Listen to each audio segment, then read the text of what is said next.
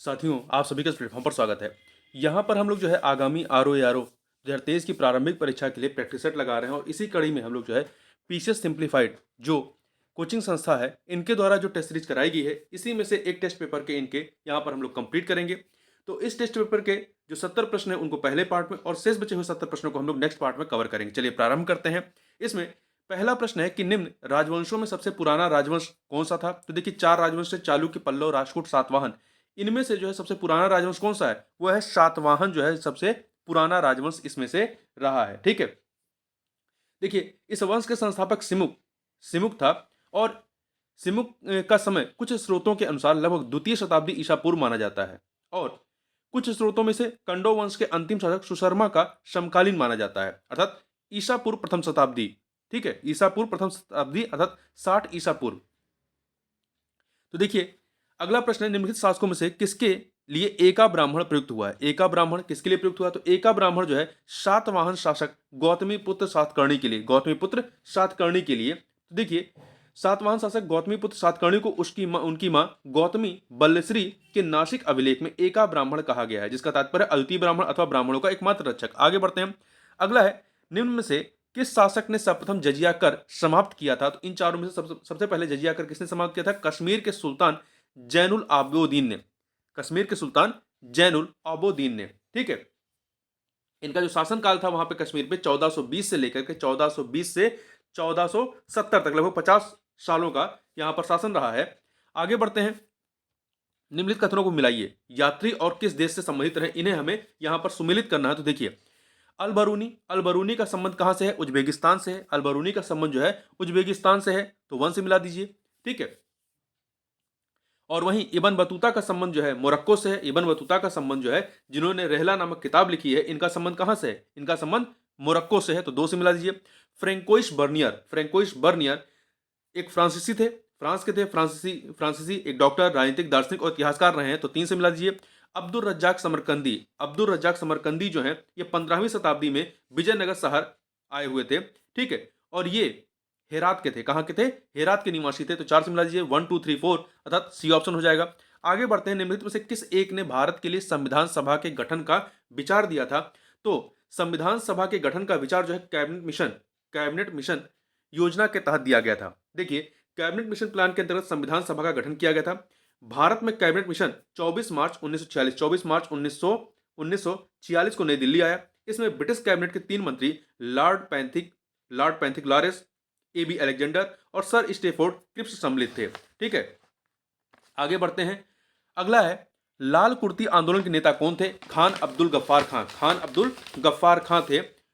इनके नेतृत्व में खुदाई खिदमतगार नामक स्वयं सेवक संगठन स्थापित किया गया था। ठीक है, इस संगठन को लाल कुर्ते के नाम से भी जाना जाता है क्योंकि इसके जो सदस्य होते थे वो लाल रंग का कुर्ता पहनते थे। अगला है, भारतीय स्वतंत्रता अधिनियम the Indian independence act British संसद द्वारा पारित किया गया था। कब पारित किया गया था, तो इसे जो है जुलाई 1947 में पारित किया गया था और 18 जुलाई 1947 यह प्रभावी हुआ था। आगे बढ़ते हैं। अगला है, कथन कांड का प्रश्न है, बताना है इसमें से सही कौन सा। अभिकथन है कि भक्ति संतों ने जनता के बीच अपनी शिक्षा फैलाने के लिए मुख्य रूप से क्षेत्रीय भाषाओं का इस्तेमाल किया, सही है। कारण, दिल्ली के सुल्तानों के साथ मुगलों ने भी फारसी को अपनी आधिकारिक भाषा बनाया। दोनों कथन सही है, परंतु ये जो कारण है वो कथन की व्याख्या नहीं कर रहा है। ठीक है, तो यहां पर बी वाला जो है सही हो जाएगा कि ए और आर दोनों सही हैं, परंतु आर अर्थात रीजन जो है वो ए के लिए सही स्पष्टीकरण नहीं है। आगे बढ़ते हैं। निम्नलिखित संस्थाओं पर विचार कीजिए। चार संस्थाएं दी गई हैं और इन संस्थाओं की स्थापना वर्ष के सही कालानुक्रम को हमें बताना है। देखिए बंग भाषा प्रकाशित सभा की स्थापना होती है 1836 में, 1836 में। ठीक है, लैंड होल्डर सोसाइटी की स्थापना 1838 में होती है। बंगाल ब्रिटिश इंडिया सोसाइटी की स्थापना 1843 में 1843 में होती है और वहीं इंडियन लीग की स्थापना जो है 1875 में होती है, 1875। तो यही क्रम हो जाएगा 1 2 3 4 अर्थात ए ऑप्शन हो जाएगा। फिर से देख लीजिए, बंग भाषा प्रकाशित सभा की स्थापना 1836 में, लैंड होल्डर सोसाइटी की स्थापना 1838 में, बंगाल ब्रिटिश इंडिया सोसाइटी की स्थापना जो है 1843 में और इंडियन लीग की स्थापना 1875 में होती है। आगे बढ़ते हैं। निम्नलिखित में से किसे फॉरवर्ड ब्लॉक के पहले महासचिव के रूप में चुना गया था? फॉरवर्ड ब्लॉक जिसकी स्थापना सुभाष चंद्र बोस करते हैं, जिसे 1939 में भारतीय राष्ट्रीय कांग्रेस के भीतर सुभाष चंद्र बोस द्वारा स्थापित किया गया था। तो इसके पहले महासचिव कौन थे? इसके पहले महासचिव एच बी कामत थे। कौन थे? एच बी कामत थे। तो बोस को इसके पहले अध्यक्ष और एच बी कामत को इसका महासचिव चुना गया था। बाद में पार्टी का नाम बदल करके ऑल इंडिया फॉरवर्ड ब्लॉक कर दिया गया था और यह एक समाजवादी और राजनीतिक संगठन था। आगे बढ़ते हैं। स्वदेशी आंदोलन बंगाल विभाजन का परिणाम था। स्वदेशी आंदोलन जो है वो बंगाल विभाजन का परिणाम था। स्वदेशी आंदोलन के संबंध में निम्नलिखित में से कौन सा या से कथन जो है सही है? यहाँ पर 3 कथन दिए गए हैं, बताना है कौन से सही है। पहला, वंदे मातरम इस आंदोलन की थीम गीत बन गया, सही है। इसका उद्देश्य विदेशी निर्मित वस्तुओं का बहिष्कार करना और विकल्प के रूप में भारतीय वस्तुओं को अपनाना था, सही है। स्वदेशी संदेश को जनता तक पहुंचाने के लिए तिलक द्वारा शिवाजी और गणपत उत्सव का आयोजन किया गया। स्वदेशी आंदोलन को जनता तक पहुंचाने के लिए तिलक द्वारा शिवाजी और गणपत उत्सव का आयोजन किया गया। ये 3 के तीनों कथन यहाँ पर सही हैं, तो डी ऑप्शन हो जाएगा 1 2 3। आगे बढ़ते हैं। निम्नलिखित घटनाओं का कालानुक्रमिक क्रम में व्यवस्थित कीजिए। 4 घटनाएं हैं। अलीपुर बम षड्यंत्र केस, चटगांव शस्त्रागार छापा, काकोरी ट्रेन डकैती कांड, डलहौजी स्क्वायर बम कांड। तो देखिए यहाँ पर एक एक करके यहाँ पर देखते हैं। तो देखिए इसमें सबसे पहले आपका कौन सा होगा? इन चारों में सबसे पहले अलीपुर बम षड्यंत्र केस होता है। अलीपुर बम षड्यंत्र कांड ये आपका कब होता है? 1908 में, ठीक है, 1908 में। फिर इसके बाद जो है आपका काकोरी ट्रेन डकैती होगी। काकोरी ट्रेन डकैती कब होगी? 1925 में होती है, 1925 में। फिर आपका देखिए चटगांव शस्त्रागार छापा जो होता है ये 18 अप्रैल 1930 की घटना है। 18 अप्रैल 1930 की घटना है। और डलहौजी स्क्वायर बमकांड जो है ये 25 अगस्त 1930 है। देखिए चटगांव शस्त्रागार छापा भी 1930 का है और डलहौजी स्क्वायर बमकांड भी 1930 का, परंतु जो चटगांव शस्त्रागार छापा है वो 18 अप्रैल 1930 को होता है, जबकि डलहौजी स्क्वायर बमकांड जो है 25 अगस्त 1930 को होता है, ठीक है। तो यहाँ पर क्रम क्या हो जाएगा? सबसे पहले आपका अलीपुर बम षड्यंत्र होगा 1, फिर काकोरी ट्रेन डकैती कांड होगा 3, फिर चटगांव शस्त्रागार छापा होगा 2 और सबसे लास्ट में डलहौजी स्क्वायर बमकांड होगा 4। तो आपका क्या हो जाएगा? 1 3 2 4, 1 3 2 4 अर्थात बी ऑप्शन हो जाएगा।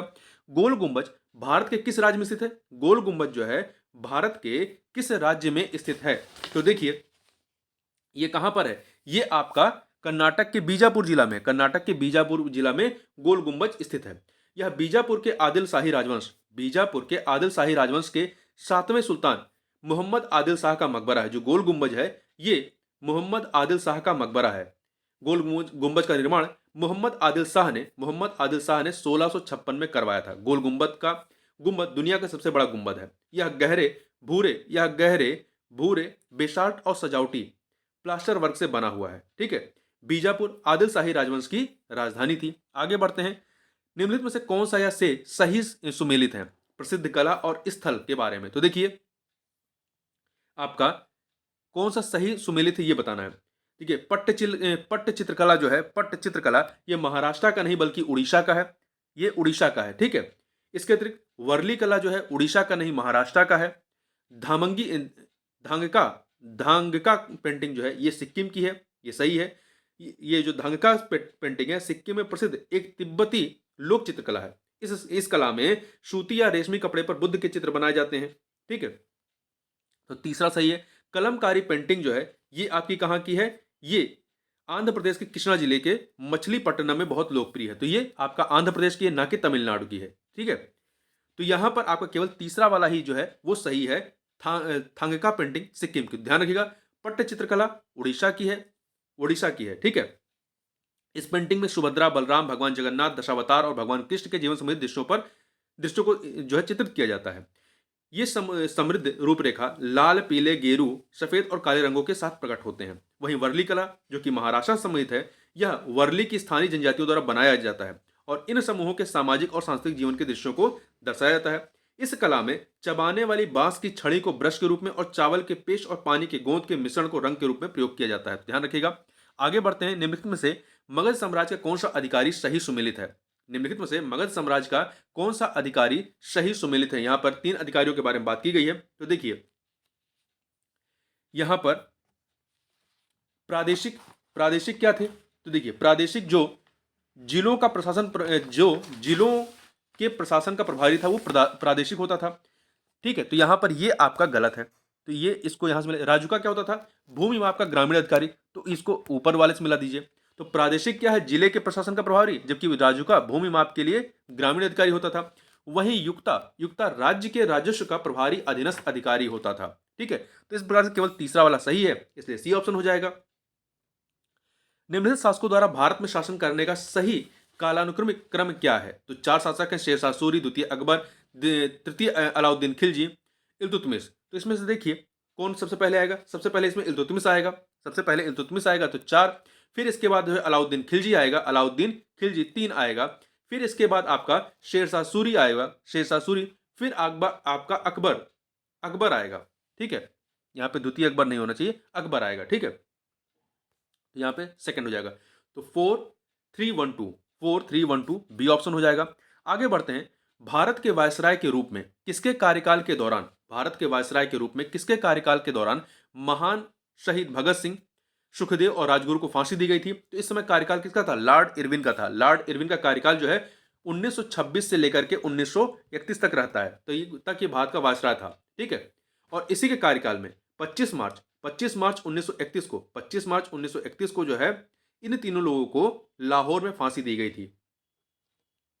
तो आगे बढ़ते हैं। सुभाष चंद्र बोस द्वारा स्वतंत्र भारत की सरकार का उद्घाटन कहां किया गया था? तो यह उद्घाटन किया गया था सिंगापुर में, सिंगापुर में अक्टूबर 1943 में, अक्टूबर 1943 में किया गया था। ठीक है, अगला निम्नलिखित घटनाओं को उनके कालानुक्रमिक क्रम में व्यवस्थित करें और नीचे दिए कोड से सही उत्तर का चुनाव करना है। यहां पर तो देखिए, यहां पर चार घटनाएं हैं, हंटर आयोग, सैंडलर आयोग, वुड का डिस्पैच और सार्जेंट योजना।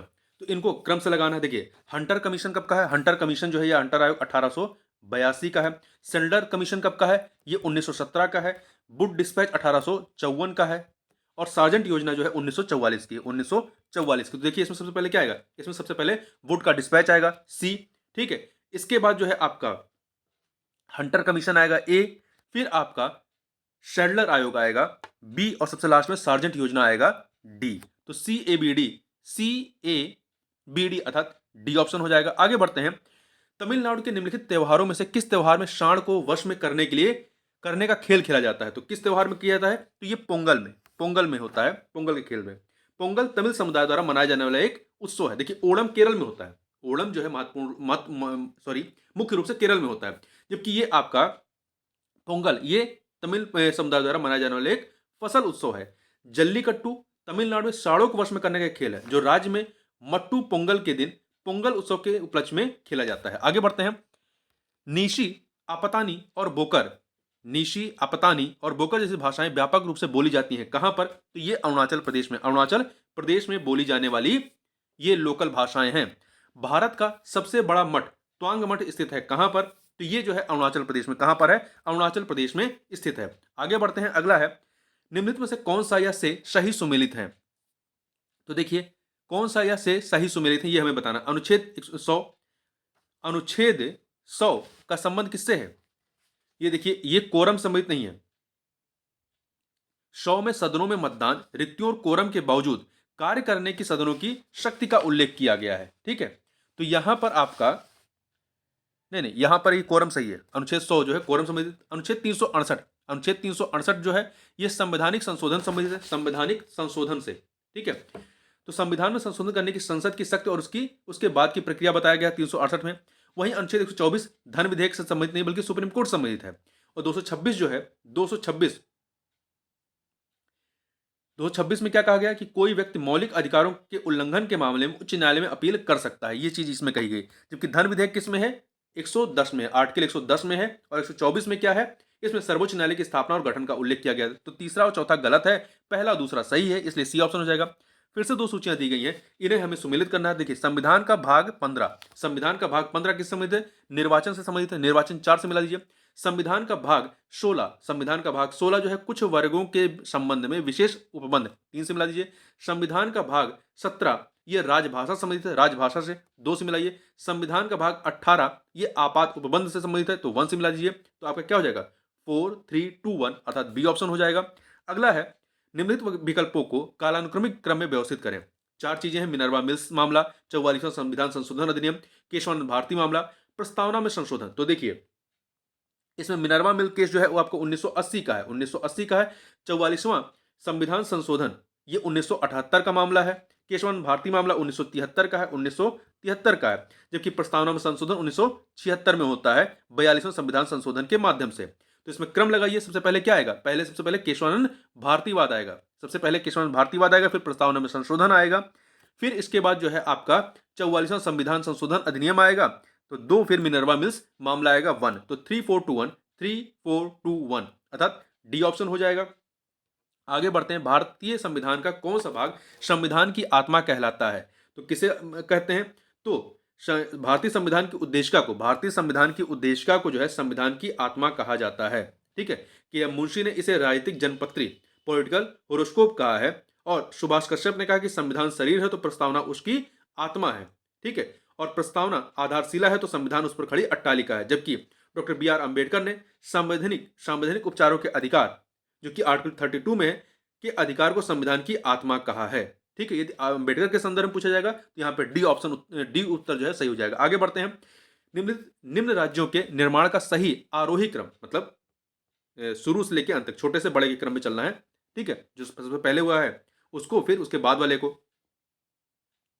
तो यहां देखिए, सबसे पहले किसकी स्थापना होती है, सबसे पहले नागालैंड की 1963 में, फिर आपकी मेघालय की होती है 1972 में, फिर सिक्किम की 1975 में, अरुणाचल प्रदेश की 1987 में। तो नागालैंड, मेघालय, सिक्किम, अरुणाचल प्रदेश, ए ऑप्शन सही हो जाएगा। अगला है, निम्नलिखित में से कौन सा या से सही है। यहाँ पे 2 कथन दिए गए हैं, 2 कथन दिए गए हैं। तो देखिए, पहला है आपका कि भारत में संसद, राज्य विधानसभा और नगर निगमों के चुनाव भारत के चुनाव आयोग द्वारा आयोजित किए जाते नहीं। चुनाव आयोग जो है, भारत का चुनाव आयोग, वो संसद और राज्य विधानसभाओं के चुनाव कराता है, नगर निगमों के चुनाव जो है वो राज्य चुनाव आयोग कराते हैं। तो ये पहला कथन गलत हो गया। दूसरा, 69वें संविधान संशोधन अधिनियम द्वारा मतदान की 21 वर्ष से घटा करके 61 वर्ष की गई नहीं, 69वें के द्वारा नहीं की गई थी, बल्कि इस 61वें 61 के द्वारा की गई थी। ठीक है, ये जो है 61वें संविधान संशोधन के माध्यम से ये किया गया था। यहाँ पे दोनों कथन गलत हैं, डी ऑप्शन हो जाएगा। अगला है, भारत का संविधान स्पष्टता प्रेस की आजादी की व्यवस्था नहीं करता है, किंतु यह आजादी अंतर्निहित है अनुच्छेद किस में, ये आपका अनुच्छेद 19(1)(a) में, 19(1)(a) में बताया गया, जिसमें यह अनुच्छेद वाक अर्थात भाषण एवं अभिव्यक्ति की स्वतंत्रता का वर्णन करता है। ठीक है, आगे बढ़ते हैं, तो इसी 19(1)(a) में शांतिपूर्वक मिलित सम्मेलन की स्वतंत्रता भी दी गई है। अगला है, भारत का राष्ट्रपति, भारत के राष्ट्रपति के बारे में बात करें यदि यहाँ पर, तो देखिए यहाँ पर 4 कथन दिए गए, बताना सही कौन सा है। भारत का द्वितीय उच्चतम प्रतिष्ठित पदधारी है उपराष्ट्रपति, सही है। उपराष्ट्रपति के पास पद से संबंध कोई औपचारिक कार्यदायित्व नहीं होता, सही है। राष्ट्रपति की अनुपस्थिति में उसके कार्यों का निर्वहन करता है, यह भी सही है। राष्ट्रपति की पदत्याग, अपदस्थीकरण अथवा मृत्यु के चलते राष्ट्रपति के रूप में कार्य करता है, सही है। तो 3 के 4 के चारों कथन सही है, डी ऑप्शन। और ये राज्यसभा का पदेन सभापति होते हैं, ध्यान रखिएगा। आगे बढ़ते हैं, भारत में अविश्वास प्रस्ताव के संबंध में निम्नलिखित कथनों पर विचार करें। यहां पर आपके पास 2 कथन दिए गए हैं, बताना है सही कौन सा है। भारत के संविधान में अविश्वास प्रस्ताव का कोई जिक्र नहीं है, सही है। अविश्वास प्रस्ताव केवल लोकसभा में ही पेश किया जा सकता है, ये भी सही है आपका। 2 के दोनों कथन यहां पर सही है। ठीक है, तो सी ऑप्शन हो जाएगा। देखिए, भारतीय संविधान का अनुच्छेद 75 निर्दिष्ट करता है कि मंत्रिपरिषद सामूहिक रूप से लोकसभा के प्रति उत्तरदायी होगी। अविश्वास प्रस्ताव केवल लोकसभा में आएगा। ठीक है, देखिए, भारतीय संविधान का अनुच्छेद 118 संसद के दोनों सदनों को अपने कामकाज के लिए नियम बनाने की अनुमति देता है, उसी के तहत ये जो है अविश्वास प्रस्ताव आता है। ठीक है, आगे बढ़ते हैं, मुख्यमंत्री संबंधी निम्नलिखित कथनों में से कौन सा एक सही नहीं है। कौन सा एक सही नहीं, देखिए, वह साधारणतः राज्यपाल द्वारा चयनित होता है, नहीं, राज्यपाल द्वारा चयनित नहीं होता, राज्यपाल द्वारा नियुक्त किया जाता है। ठीक है, मुख्यमंत्री की नियुक्ति राज्यपाल करता है, ना कि चयनित किया जाता है। तो ये कथन आपका यहाँ पर गलत है। देखिए, अनुच्छेद 164(1) के अनुसार मुख्यमंत्री की नियुक्ति राज्यपाल करेगा और अन्य मंत्रियों की नियुक्ति राज्यपाल मुख्यमंत्री की सलाह पर करेगा। तो पहला कथन गलत है। दूसरा, वह राज्यपाल द्वारा औपचारिक नियुक्ति पाता है, सही है। वह विधानसभा में बहुमत दल के सदस्यों द्वारा चुना जाता है, सही है। उसका पद पर बने रहना बहुत से कारकों पर निर्भर करता है, यह भी सही है। अगला है, मुंबई की मीठी नदी निम्नलिखित में से किस झील से निकलती है। तो मीठी नदी जो है आपकी मुंबई स्थित बिहार झील से, किस झील से, मुंबई स्थित बिहार झील से निकलती है। आगे बढ़ते हैं, निम्नलिखित में से किस नदी का जल ग्रहण क्षेत्र सर्वाधिक है। तो महानंदा, सोन, रामगंगा, गंडक, इसमें से जो है आपका किसका है, तो सोन नदी का जल ग्रहण क्षेत्र जो है सर्वाधिक है। इन चारों में सोन का जो है जल ग्रहण क्षेत्र सर्वाधिक है। ठीक है, तो यहां पर ध्यान रखिएगा।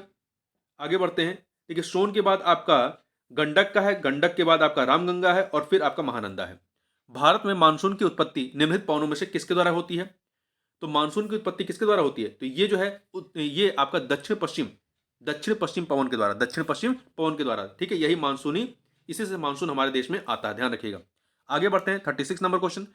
निम्नलिखित में से किस देश की सीमा भूमध्य सागर से मेडिटेरियन सी से लगती है? तो चार यहाँ 5 देश है, अल्बानिया, मिस्र, ईरान, ग्रीस, इजराइल। तो देखिए किसकी सीमा लगती है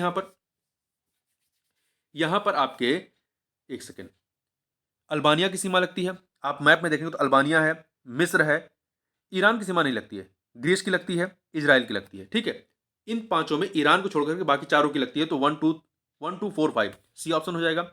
अगला है शारदा सहायक समादेश विकास परियोजना। शारदा सहायक समादेश विकास परियोजना के मुख्य लक्ष्य निम्नलिखित में से क्या है? तो यहाँ पर 3 लक्ष्य बताए गए हैं, इनमें से बताना है कौन से हैं। तो देखिए, कृषि उत्पादन बढ़ाना, सही है। बहुफसली खेती द्वारा भूमि उपयोग के प्रारूप को बदलना, सही है। भूमि प्रबंध को सुधारना, ये भी सही है। तो यहाँ पर ये तीन के तीनों जो है ये सही है, तो यहाँ पर डी ऑप्शन हो जाएगा। ठीक है, आगे बढ़ते हैं। अगला है कभी कभी समाचारों में देखा जाने वाला सिनाई प्रायद्वीप। सिनाई प्रायद्वीप निम्नलिखित में से किस देश में स्थित है? सिनाई प्रायद्वीप आपका मिस्र के तहत आता है। किसमें आता है? ये प्रायद्वीप जो है एशिया, मतलब कह सकते हैं अफ्रीका और एशिया महाद्वीप दोनों के मध्य में फैला हुआ एकमात्र ऐसा द्वीप है। और ध्यान रखिएगा, इस पर अधिकार किसका है? इस पर अधिकार जो है मिस्र का है। यहां पर बी ऑप्शन हो जाएगा। अगला है निम्नलिखित पर्वतों में से कौन सा इटली में अवस्थित है? एपेनाइज, पेरेनीज, दिनारिक, आल्प्स, जूरा। तो इसमें से एपेनाइज जो है, एपेनाइज आपका, एपेनाइज ये इटली में, जबकि पेरेनीज जो है फ्रांस और स्पेन की सीमा पर है। आगे चलते हैं। मेंटल और कोर के बीच की सीमा, मेंटल और कोर के बीच की सीमा जो है वो क्या कहलाती है? बिचर्ड गुटेनबर्ग असंततता या असंबद्धता कहते हैं। ठीक है, वचर्ड गुटेनबर्ग असंबद्धता होती है। आगे बढ़ते हैं। लोम्बोक जल डमरू मध्य, लोम्बोक जल डमरू मध्य किन दो द्वीपों के मध्य स्थित है? तो लोम्बोक जल डमरू मध्य इंडोनेशिया के बाली, इंडोनेशिया के बाली और लोम्बोक द्वीपों के मध्य स्थित है। यह जल डमरू मध्य जो है यह जल डमरू मध्य जावा सागर को हिंद महासागर से जोड़ने का कार्य करता है। आगे बढ़ते हैं। अगला है कथन कांड का प्रश्न है। कथन कांड का प्रश्न है, देखिए कथन है कि विषुवत-रेखीय प्रदेश का पर्यावरण पौधों के अनुकूल है परंतु मनुष्यों के नहीं, सही है। कारण विषुवत-रेखीय प्रदेश में औसत वार्षिक वर्षा तापांतर औसत वार्षिक तापांतर विषुवत-रेखीय प्रदेशों में औसत वार्षिक तापांतर बहुत कम होता है। ठीक है, तो ये यहां पर कथन कांड दोनों सही है और व्याख्या भी हो रही है। देखिए, विषुवतीय वर्ष प्रदेश में वर्ष भर लगभग समान उच्च तापमान बना रहता है तथा वर्ष भर समान उच्च वर्षा होती है। यहाँ की जलवायु मनुष्यों के लिए कष्टकारी होती है जबकि पेड़ पौधों के अनुकूल होती है। यहाँ सदाबहार वन पाए जाते हैं। यहाँ दिन भर उमस बनी रहती है जिससे बीमारियों का प्रकोप भी अधिक होता है। आगे बढ़ते हैं। प्रधान यमोत्तर अर्थात प्राइम मेरिडियन और भूमध्य रेखा जो है आपकी इक्वेटर लाइन एक दूसरे को काटती है। कहां पर काटती हैं? तो ये गिनी की खाड़ी में। कहां पर काटती हैं? गिनी की खाड़ी। ठीक है, गिनी की खाड़ी में नल द्वीप है, नल द्वीप, ठीक है, यहां पर काटती हैं। आगे बढ़ते हैं। दो सूचियां दी गई हैं पर्वत और देश, इन्हें हमें सुमेलित करना है। शियरा मेड्रे डेल सुर, शियरा मेड्रे डेल सुर ये आपका कहां पर है? ये मैक्सिको में है, 1 से मिला दीजिए। अपेनियन आपका इटली में है तो 2 से मिला दीजिए। ड्रेक्सबर्ग ये आपका अफ्रीका में है, ड्रेक्सबर्ग दक्षिण अफ्रीका में है आपका। ठीक है, तो 4 से मिलाइए। कमचटका ये रूस में है, 3 से मिला दीजिए। तो आपका क्या हो जाएगा? 1 2 बी ऑप्शन हो जाएगा। आगे बढ़ते हैं। गिनी में स्थित कस्सा द्वीप, गिनी में स्थित कस्सा द्वीप प्रसिद्ध है किसके लिए? तो गिनी में स्थित कस्सा द्वीप जो है ये एल्युमिनियम के लिए, किसके लिए? एल्युमिनियम के लिए प्रसिद्ध है। ये इसका मुख्य क्या होता है? बॉक्साइट होता है। सतपुड़ा पर्वतमाला पश्चिम की ओर बहने वाली दो नदियों के बीच स्थित है। सतपुड़ा पर्वतमाला पश्चिम की ओर बहने वाली दो नदियों के बीच स्थित है। ये दो नदियां कौन सी? नर्मदा और ताप्ती, जो दोनों की दोनों रिफ्ट वैली बना करके जाती हैं, नर्मदा और तापी। ठीक है, तो यहां पर बी ऑप्शन हो जाएगा। अगले प्रश्न पर चलते हैं। अगला है निम्नलिखित में से कौन सी जलधारा जो है वो गर्म जलधारा नहीं है? तो इसमें से देखिए इन चारों में से कौन सी गर्म जलधारा नहीं है? तो देखिए इसमें से आपका अंगुलिहास धारा और सुषमा धारा ये क्या है? गर्म जलधारा। परंतु फ्रॉकलैंड धारा और कैलिफोर्निया धारा ये ठंडी जलधारा है। ये क्या है? ये ठंडी जलधारा है। ठीक है, तो यहाँ पे 3 और 4 हो जाएगा, 3 4। आगे बढ़ते हैं। निम्नलिखित में से कौन सा सही सुमेलित नहीं है देश और सागर के संबंध में? तो यहाँ पर देखिए क्रोशिया एड्रियाटिक सागर के तट पर है। कजाकिस्तान कश्मीर सागर से लगा हुआ है। मोरक्को भूमध्य सागर से। सीरिया जो एड्रियाटिक सागर से नहीं लगा हुआ है। सीरिया जो है आपका सीरिया ये मेडिटेरियन सी से लगा है, एड्रियाटिक सागर से नहीं लगा हुआ है। ठीक है, तो यहां पर इसको याद रखिएगा। डी वाला सही नहीं। आगे बढ़ते हैं। विश्व में कुल कॉफी उत्पादन के प्रतिशत की दृष्टि से शीर्ष पर कौन सा देश है? तो शीर्ष पर कौन सा देश है? ब्राजील है। कौन सा है? ब्राजील। नंबर 1 पे ब्राजील है, दूसरे पे वियतनाम है, तीसरे पे कोलंबिया है, चौथे पे इंडोनेशिया है, पांचवे पे होंडुरस है। आगे बढ़ते हैं। कौन सा तट पश्चिमी तट का भाग नहीं? कौन सा तट जो है पश्चिमी तट का, जिधर मालाबार तट है, उसका भाग नहीं है? तो देखिए, काठियावाड़ तट, कोंकण तट, मालाबार तट ये है, परंतु कोरोमंडल तट जो है ये पूर्वी तट का भाग है, पूर्वी तट तमिलनाडु वाले हिस्से में। आगे बढ़ते हैं। निम्नलिखित में से कौन सा क्षेत्र भारत के प्रमुख अभ्रक भंडारों में से एक है? कौन सा है? तो इसमें, तो देखिए, इसमें आपका हजारीबाग का पठार, हजारीबाग का पठार कहां पे है? झारखंड में। तो ये भारत के प्रमुख अभ्रक भंडारों में से एक है। ठीक है। हजारीबाग का पठार दुनिया में अभ्रक के प्रमुख स्रोतों में से एक है और दामोदर घाटी में कोयले के प्रमुख भंडार है। कहां पर? दामोदर में क्या है? कोयले के प्रमुख भंडार है। आगे बढ़ते हैं। अगला प्रश्न है कि ला लीना के संबंध में निम्नलिखित कथनों पर विचार कीजिए। 3 कथन यहां पर दिए गए हैं, बताना सही कौन सा। पहला, ला नीना तब मनाया जाता है जब पूर्वी प्रशांत क्षेत्र में पानी का तापमान सामान्य से तुलनात्मक रूप से ठंडा हो जाता है। यह कथन आपका सही है। दूसरा, इससे पूर्वी भूमध्य सागरीय प्रशांत क्षेत्र पर एक मजबूत उच्च दाब बनता है। यह भी सही है। इसके परिणाम स्वरूप भारत में तुलनात्मक रूप से खराब मानसूनी बारिश होती नहीं। यह कथन आपका गलत है। ठीक है। ला नीना के परिणाम स्वरूप क्या होता है? दक्षिणी अमेरिकी देशों पेरू और इक्वाडोर में सूखे के तापमान, ऑस्ट्रेलिया में भारी बारिश होती है। ठीक है, यहां पर भारी बारिश होती है। और पश्चिमी प्रशांत क्षेत्र में उच्च हिंद महासागर, सोमालिया तट पर और तुलनात्मक रूप से बेहतर मानसूनी बारिश का यहां पर कारण बनता है। तो यहां पर पहला और दूसरा ही कथन सही है, तीसरा वाला नहीं सही है, इसलिए 1 2 अर्थात ए ऑप्शन हो जाएगा। ठीक है। आमतौर पर एल नीना और ला नीना हर 4 से 5 साल में आता है। ला नीना की तुलना में एल नीना अधिक बार होता है। आगे बढ़ते हैं। 53 नंबर क्वेश्चन है। देखिए, जो भारत में खराब मानसूनी बारिश होती है वो ला नीना की वजह से नहीं होता है, वो एल नीना की वजह से होता है। ठीक है, एल नीना की वजह से। निम्नलिखित कथनों पर विचार करें। 3 कथन यहां पर दिए गए हैं, 3 कथन बताना है सही कौन सा है। देखिए, भारत का सबसे पश्चिमी बिंदु लक्षद्वीप समूह में स्थित है। नहीं, लक्षद्वीप समूह में नहीं स्थित है। भारत का सबसे पश्चिमी बिंदु जो है गुजरात राज्य में स्थित है। ठीक है, तो पहला गलत है। दूसरा, भारत का सबसे पूर्वी बिंदु अरुणाचल प्रदेश में स्थित है। ये भी सही, ये सही है। तीसरा, भारत का अक्षांशीय और देशांतीय विस्तार लगभग 30 डिग्री है। ये सही है। तो दूसरा तीसरा सही है, इसलिए बी ऑप्शन हो जाएगा। पहला गलत है। दक्षिण पूर्व एशिया में एकमात्र स्थल रुद्ध देश कौन सा? तो वो है लाओस। कौन सा है? लाओस है। ठीक है, जिसकी राजधानी वियंतियाने है। जिसकी राजधानी क्या है? वियंतियाने है। ताप के निम्नलिखित में से किस पैमाने में ऋणात्मक मान नहीं होता है? तो देखिए, सेल्सियस में होता है, फारेनहाइट में होता है, रेउमर में होता है, परंतु केल्विन में नहीं होता है। केल्विन में नहीं होता है। ठीक है, इसमें कोई ऋणात्मक मान नहीं होता है। C option. निम्नलिखित में से कौन सी सदिश राशि है? समय, चाल, विस्थापन, दूरी में से सदिश राशि कौन सी है? तो इसमें आपका विस्थापन जो है, विस्थापन ये सदिश राशि, जबकि समय, चाल, दूरी ये अदिश राशियां हैं। ठीक है। अगला है, जल में वायु का बुलबुला जिसकी भांति व्यवहार करेगा वह क्या है? तो जल में वायु का बुलबुला जो होता है ये अवतल लेंस, अपसारी लेंस की भांति, अवतल लेंस या अपसारी लेंस की भांति जो है व्यवहार करता है। कॉन्क्लेव लेंस, अवतल लेंस की इंग्लिश में क्या कहते हैं? कॉन्क्लेव लेंस कहते हैं। ठीक है, इसकी इसी तरह का व्यवहार करता है। निम्नलिखित में से कौन सा तत्व पौधों के विकास के लिए आवश्यक नहीं है? तो देखिए, इसमें से पोटेशियम, कैल्शियम, मैग्नीशियम आवश्यक, परंतु सोडियम आवश्यक नहीं है। ठीक है, सोडियम आवश्यक नहीं है, तो ए ऑप्शन हो जाएगा। आगे बढ़ते हैं। टेलीविजन प्रसारणों में श्रव्य संकेतों को प्रेषित करने के लिए प्रयुक्त तकनीक कौन सी है?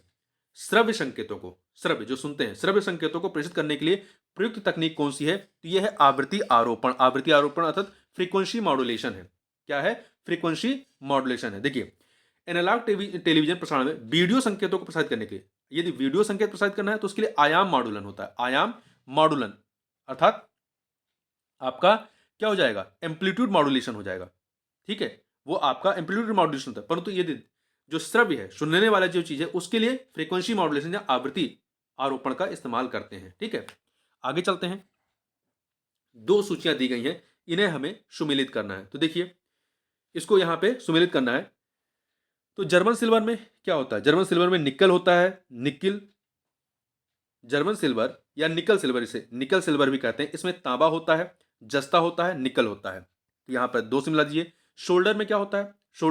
शोल्डर एक गलनशील धातु अयस्क होता है जो कि टिन तथा शीशा होता है इसमें, तो 1 से मिला दीजिए। वहीं ब्लीचिंग पाउडर का रासायनिक नाम क्या होता है? कैल्शियम हाइपोक्लोराइट होता है। इसमें क्लोरीन होता है, Ca। इसका फॉर्मूला क्या होता है? ClO का होल ट्वाइस, ठीक है। तो क्लोरीन होता है, तो इसको आप 4 से मिलाइए। Hypo sodium thiosulphate, sodium thiosulphate या हाइपो सफेद क्रिस्टली गंधहीन ठोस होती है, इसमें सोडियम होता है, 3 से मिला दीजिए तो 2143 डी ऑप्शन हो जाएगा। निम्न में से कौन सही सुमेलित नहीं है, कौन सा सही सुमेलित नहीं है? तो देखिए, गाजर में नारंगी रंग, जो नारंगी रंग होता है वो कैरोटीन की वजह से होता है, सही है। प्याज का लाल रंग कैप्सेंथिन की वजह से होता है, सही है। हल्दी में पीला रंग जो होता है वह क्वेरेस्टीन की वजह से नहीं होता है। हल्दी में पीला रंग जो है करक्यूमिन की वजह से होता है, किसकी वजह से? करक्यूमिन की वजह से होता है, ठीक है। तो यहां पर सी वाला सही नहीं है। आलू का हरा रंग सोलोनिन की वजह से होता है, सोलोनिन की वजह से, ठीक है। आगे बढ़ते हैं, अधोलिखित में से कौन सा कार्बन का अपर रूप नहीं है? तो देखिए, हीरा है, ग्रेफाइट है, फ्लोरिन्स है, परंतु ऑक्सो कार्बन नहीं है। ऑक्सो कार्बन जो है ये कार्बन का अपर रूप नहीं है। ऑक्सो कार्बन एक अकार्बनिक यौगिक है, अकार्बनिक यौगिक जो केवल कार्बन और ऑक्सीजन से युक्त होता है। आगे बढ़ते हैं, नॉनस्टिक खाना पकाने में बर्तनों के परत पर चढ़ी होती है, क्या चढ़ी होती है? नॉनस्टिक जो बर्तन आते हैं उनमें क्या चढ़ी होती है, किसकी परत होती है? तो इस पर जो होता है टेफ्लॉन का, किसका होता है? टेफ्लॉन की परत होती है, टेफ्लॉन की परत होती है। टेफ्लॉन अर्थात पॉलीटेट्रा फ्लोरोइथिलीन, पॉलीटेट्रा फ्लोरोइथिलीन, जिसे पीटीएफई कहते हैं, पीटीएफई कहते हैं, ठीक है। इसी को हम लोग आमतौर पर टेफ्लॉन के नाम से जानते हैं। टेफ्लॉन कार्बन और फ्लोरीन परमाणु से बना एक सिंथेटिक रसायन होता है, ठीक है। आगे बढ़ते हैं, आलू के चिप्स प्लास्टिक के थैलों में संकलित किए जाते हैं उसमें किस वातावरण में? तो इन्हें जो होता है नाइट्रोजन वातावरण में नाइट्रोजन गैस ऑक्सीजन के अपेक्षा कम क्रियाशील होते हैं, जो ऑक्सीकरण की प्रक्रिया को रोक देती है, जिससे कीटाणु व जीवाणु इसमें नहीं बढ़ पाते, इसलिए नाइट्रोजन के वातावरण में इनको संकलित किया जाता है, संकलित करते हैं। ह्यूमस उदाहरण है किसका? ह्यूमस जो है जैविक मृदा क्लोराइड का, तो जैविक क्लोराइड का, तो यहां पर सी ऑप्शन हो जाएगा। अगला है, खाद्य पदार्थों के परिरक्षण हेतु निम्न में से किस रसायन को प्रयुक्त किया जाता है? तो सोडियम बेंजोएट का इस्तेमाल करते हैं। इसका फॉर्मूला क्या होता है? NaC6H5COO, ठीक है। इसका व्यापक रूप से प्रयोग खाद्य परिरक्षण में किया जाता है। यह बेंजोइक अम्ल का सोडियम लवण होता है। अगला प्रश्न है कि ताम्र संदूषण से बचने के लिए पीतल के बर्तनों पर सामान्यतः किस धातु की परत चढ़ाई जाती है? तो इस पर आपका टिन की परत चढ़ाई जाती है। किसकी? टिन की परत चढ़ाई जाती है, ठीक है। टिन एक नरम व चांदी जैसा सफेद धातु होता है। अगला है, निम्नलिखित में से किसी पिंड की अपनी विरामावस्था या गति की स्थिति को बदलने में असमर्थता के रूप में जाना जाता है। तो ये क्या होता है? क्या है कि निम्नलिखित में से किसी पिंड की अपनी विरामावस्था या गति की स्थिति को बदलने में असमर्थता के रूप में जाना जाता है। तो ये आपकी जड़ता होती है। क्या होती है? जड़ता। न्यूटन के गति के प्रथम नियम के अनुसार जो है जड़ता का नियम दिया गया। अगला है, एल्बुमिन रक्त सीरम में सबसे महत्वपूर्ण प्रोटीन होता है, जो किसके द्वारा निर्मित होता है? तो ये जो है आपका लीवर अर्थात यकृत के द्वारा बनाया गया प्रोटीन होता है, ठीक है। तो डी ऑप्शन हो जाएगा।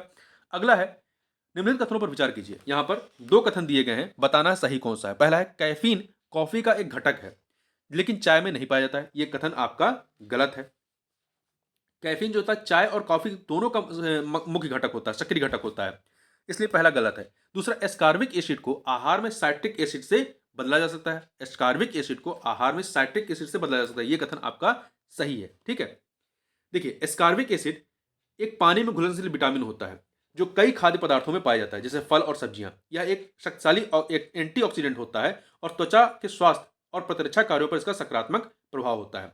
और कैफीन के बारे में याद रखिएगा कि चाय की तुलना में कॉफी में अधिक कैफीन होता है, परंतु चाय में भी कैफीन होता है। कैफीन का सेवन मानव किडनी को भी प्रभावित करता है, ठीक है। कैफीन एक वाटर पिल की तरह भी कार्य करता है जो मूत्र के उत्पादन को बढ़ाता है, जिसका अर्थ है कि कैफीन एक मूत्र वर्धक होता है। तो यह ध्यान रखिएगा, कैफीन रक्तचाप बढ़ा सकता है लेकिन हर समय इसका सेवन करने वालों पर इसका प्रभाव नहीं हो सकता है, ठीक है। कैफीन केंद्रीय तंत्रिका तंत्र, हृदय, मांसपेशियों और रक्तचाप को नियंत्रित करने वाले केंद्रों को उत्तेजित करके काम करता है। तो इन चीजों को याद रखिएगा। तो यहां पर आपका पहला गलत है, दूसरा सही, इसलिए बी ऑप्शन हो जाएगा। तो इस वीडियो में बस इतना ही, मिलते हैं नेक्स्ट वीडियो में, तब तक के लिए बहुत बहुत धन्यवाद।